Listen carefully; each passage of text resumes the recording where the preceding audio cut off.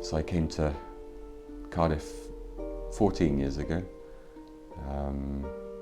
just to come and study fine arts. And as soon as I walked in and saw the people and like had conversations, it was like, oh, okay, yeah, this is the place to go, you know. And everybody was super friendly. There was lots of activity, lots of people making stuff, and the conversations were really fun. So that made me go, right, okay, let's go down that avenue and let's apply to Cardiff. Some point during that third year, I think I started really delving into abstraction. Yeah, I ended up making these huge abstractions, and I continued that for a couple of years after I graduated. So we had a few shows in London. I managed to get into the Beep Painting Prize in Swansea, which has become very prolific prize actually now, and very well respected. And it's great to see something like that come out of Wales, because usually those prizes are just centred in London, really. So yeah, having those things here is great as well. But yeah, here we go. I'm going off on tangent as always, but actually this one was from that era. This abstract painting I've got here. I mean, this is a small one. It's a meter by a meter, just over. And I was painting things that were much bigger than this. Yeah, I've been doing it for 10 years or something since being a graduate. I went straight away into just working without a real job. It's tricky. It still is very tricky, but I don't know, it was one of them that painting kind of hooked me so much. Kind of going back to what I was saying at the start, it hooked me in, and I couldn't not paint. Like, it became, you know, at that point I was spending like sometimes 15 hours a day just in the studio painting in complete isolation. It was, I think back now, I don't spend anywhere near that amount of time in the studio now. It's maximum 12 hours. I think I've kind of gone through these crossroads phases every few years or so. Like I think work kind of comes to its natural conclusion, and then it's like, okay, let's find something else. I got introduced to this guy who he was opening a kind of art residency in India, who's now one of my most generous patrons. I met him maybe around 7-8 years ago now. He set up this space, an amazing, beautiful space in Goa, so kind of west on the coast, around kind of middle of India. And at that point, I kind of just had the solo show and was like, right, let's use this as a time to really just go back to basics, go to drawing, go to just basic observational painting, experimenting.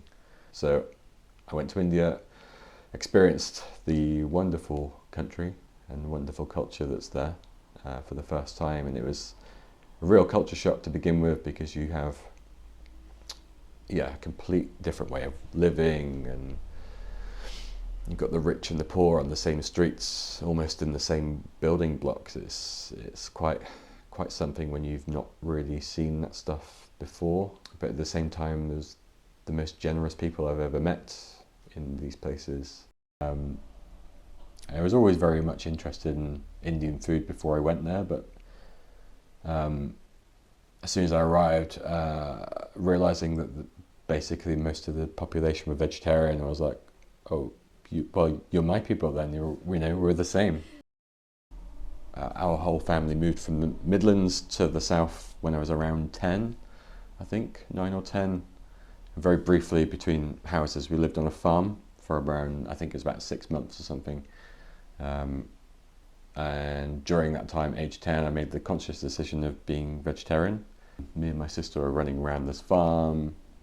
There's loads of ducks and chickens and various other things there, and I think there was somewhere along the lines somebody saying they're going to be on your plate soon. And I was like, okay, I'm not eating meat. and I haven't done for 22 years now. So I was very much in my element with eating, and I ate as much as possible when I was there. Try every cuisine. I think kind of going back to my patron, I think he really loved the fact that I was embracing everything that was there, from like that food culture to everything that was growing there, the plants that were growing there, and the bird life. What was amazing about it was the studios and the living accommodation was all like, you'd live on one floor and the studios were on the next floor, and you had this huge balcony. So yeah, you'd get up and you'd have some nice fresh fruits and then paint, and it was like, wow, okay, there's no other responsibilities. It was like, yeah, quite a privilege really to have that opportunity to do that and have that freedom.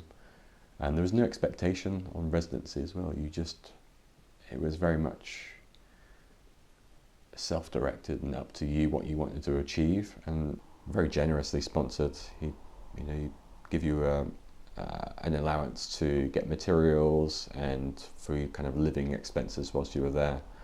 Actually, where our studio was, it was like on the edge of a series of rivers that kind of connected in this one area where loads of migratory birds would come and kind of use this as a kind of a resting space before they made the journey thousands of miles to somewhere else.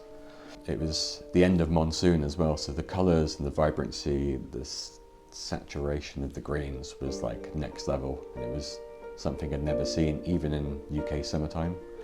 So I started painting banana plants when I was there. I didn't think I'd really seen them before. You don't really see them in Europe. And now I'm noticing them more and more when you go to parks and things like that. And it was just something that was initially like fascinating about them. I really liked how light reflected off the leaves.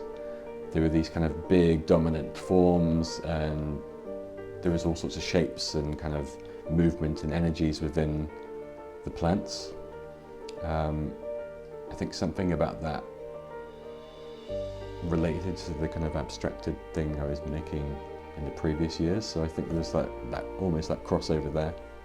They were very kind of resilient plants, if that makes any sense. They were very much like huge dominant forms, and then during the monsoon they'd kind of be, all the storms would come and the leaves would be torn and like half the plant would fall down, and then by the next morning a new stem or a new kind of shoot would come out and there'd be a whole bunch of new leaves, and it was like, oh wow, they'd just kind of come through this amazing storm that's like destroyed most of the crops, and then some of the others have come back through. And I don't know, there's something kind of, I guess it's, I don't know if it's poetic or something, but like, I don't know, it just struck a chord with me, I think. And yeah, the more and more I look at it, I'm like, oh, there's nothing kind of linear about nature. It's very much in these cycles and systems and rhythms that we can't really comprehend as humans, I guess. We like everything in order and like sequential, and there is some element of sequence, I guess, with nature, but lots of it's hidden, lots of it's kind of stuff we can't comprehend or we can't kind of navigate in a linear pathway. Yeah, I mean, I went back recently to another part of India, so very different kind of setup entirely to how it was in Goa, but this lake house was situated within like a region of farms, mountains and lakes and jungle. It was like all four kind of worlds coming together. Yeah, I don't know, I'm kind of still coming to terms with it. I've only been back for about 5 weeks, so it's like, yeah, it's amazing really. Yeah, still kind of like reliving those moments, and I think I wanted to, almost the same as before, was to just go there and kind of reduce my practice to basics. Yeah, I mostly work oil and paper, I think. Maybe like an acrylic base or something, because they take about 10 minutes to tape up and you could kind of get started. So it was very much immediate, and I think you had to be quite quick with the pace of life in India and how things changed. so quickly. Like the weather patterns would just be, you know, you'd be, one minute it'd be like amazing sunshine, 40-degree heat. The next minute it was the craziest storm you've ever encountered, and lightning and all these intense purple colours, and yeah, it changed so quickly. You had to kind of work quick. This residency, I really wanted to kind of experiment and challenge myself to work outdoors, and I made a lot of paintings outdoors, which was like, it was a real accomplishment really. I think I made about 30 or 40 paintings on A5 scale, just with watercolour. And I wasn't feeling very precious over them. It was just very much like capture the moment, capture those kind of, those viewpoints, those kind of, those little, maybe those hidden gems or something, those overlooked places, or just something that had that connection with you, that human connection. But yeah, these are 2 paintings I made just before I left for India. I think kind of the end of last year I made these. They've been going on for quite some time, maybe 6 to 7 months maybe, just working on them, layering and kind of coming back to them, adding those, I guess, those new experiences. But they kind of go back to that abstracted way of working that I was doing right at the start of my kind of career here. So there's lots of like texture and surface, and that's, yeah, it's kind of, you know, I'm moving the paint around almost like how you would put a trowel in the earth and dig up a bit of soil or something and plant something. I don't know, there's definitely those kind of, those earthly connections going on, and in maybe that would be the way that people would connect to them when they view them in real life. But the final 4 weeks of the residency, I basically didn't even leave the area that I was working in. You know, I'd go out in a little cycle or something, but I think having that time just to really kind of like focus in and like properly kind of immerse myself in that nature, I got to kind of know the place, I don't know, probably even more than some of the people who live there, you know? Yeah, I really wanted to like have that isolation and just kind of become at one with that space. And now I think it's because of being there so much, I think it's completely embedded into my thinking and all those kind of like observations that I'm going to pull together now into the paintings I make. I think that's, you know, that's really fundamental, having that time. Because it's the jungle, you're in this like symbiotic relationship with the native creatures. So like, yeah, it was like kind of living in somebody else's space that's you know, it's not a human space, essentially. So yeah, I became very much I guess a jungle creature or something. I don't know. Yeah, it was amazing to really do that.